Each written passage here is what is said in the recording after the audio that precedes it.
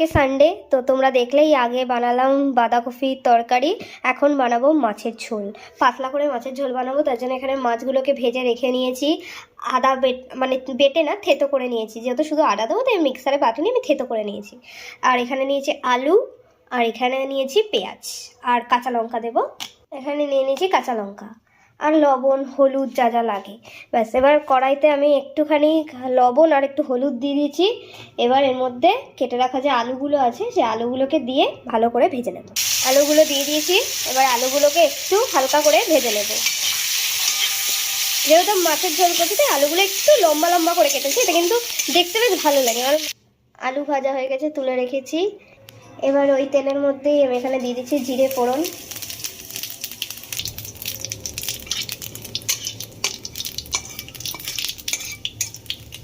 এবার এর মধ্যে দিয়ে দিচ্ছি এই যে আগে থেকে কেটে রাখা পেঁয়াজ কুচিগুলো। পেঁয়াজটাকে একটু হালকা ব্রাউন হওয়া পর্যন্ত ভালো করে ভেজে নিতে হবে। অনেকটা ব্রাউন কালার হয়ে গেছে, এবার এর মধ্যে দিয়ে দেবো আদা বাটা।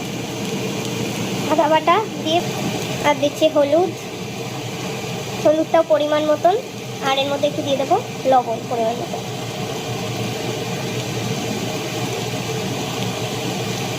এবার এগুলোকে ভালো করে কষাতে হবে যতক্ষণ না হলুদ আর আদার কাঁচা গন্ধটা চলে গিয়ে ভালো কষে ওঠে।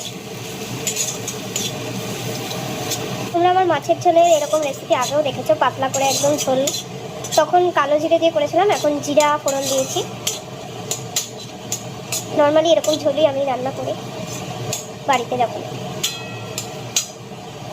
একটু রঙের জন্য এর মধ্যে দিচ্ছি কাশ্মীরি লাল লঙ্কার গুঁড়ো, যেটা মানে কালারের জন্য যেটা। এবার এটাকে একটু মিশিয়ে নেব, এটা বেশ কালারটা সুন্দর আছে।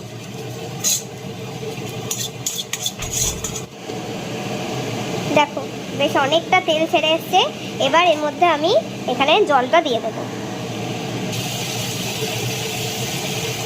জলটা পরিমাণ মতন দেবো, যতটা ঝোল রাখবো সেই হিসাবে আর একটু দেবো।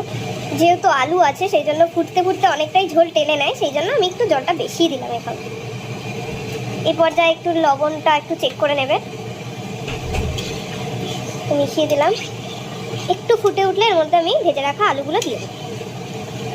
এই গ্যাসের ফ্লেমটা একটু জোরেই দিয়ে দিয়েছি, পুরো হাইতে। ফুটে উঠলে ভেজে রাখা আলুগুলো এর মধ্যে দেবো। এবার এর মধ্যে এই যে ভেজে রাখা আলু আর কাঁচা লঙ্কা নিয়েছি 2-4টে, এগুলো দিয়ে আলুটা এবার সিদ্ধ হবে একটু কিছুক্ষণ। ঝোল ফুটে উঠলে মাছগুলো দেবো। এখন আমি এটাকে একটু ঢাকা দিয়ে আলুটাকে সিদ্ধ হতে দিচ্ছি। মোটামুটি অনেকটা ফুটে উঠেছে, এবার আমি এখানে এই ভাজা মাছগুলো দিয়ে দেবো। মাছগুলো আস্তে আস্তে দিলাম যাতে ভেঙে না যায়। এবার মাছটা দিয়ে কিছুক্ষণ মতন একটু ফোটাবো, ঝোলটাও একটু টেনে যাবে আর মাছের ফ্লেভারটাও বেশ ঝোলের মধ্যে অ্যাড হয়ে যাবে। আর উপর থেকে একটুখানি দেবো গরম মশলা। অনেকটা টেনে এসছে, এবার এর মধ্যে দিয়ে দেবো গরম মশলা, যাতে একটা গন্ধটা সুন্দর আসে। একটু নাড়িয়ে আরও কিছুক্ষণ একটু ঢাকা দিয়ে রেখে এলেই আমার মাছের ঝোল একেবারে রেডি। গরম ভাতে এটা খেতে কিন্তু দারুণ লাগে। টাটা, আজকের মতন আমার মাছের ঝোল আর বাঁধাকপি তরকারি রেডি। এটা দিয়ে আজকে দুপুরে লাঞ্চ করবো। টাটা।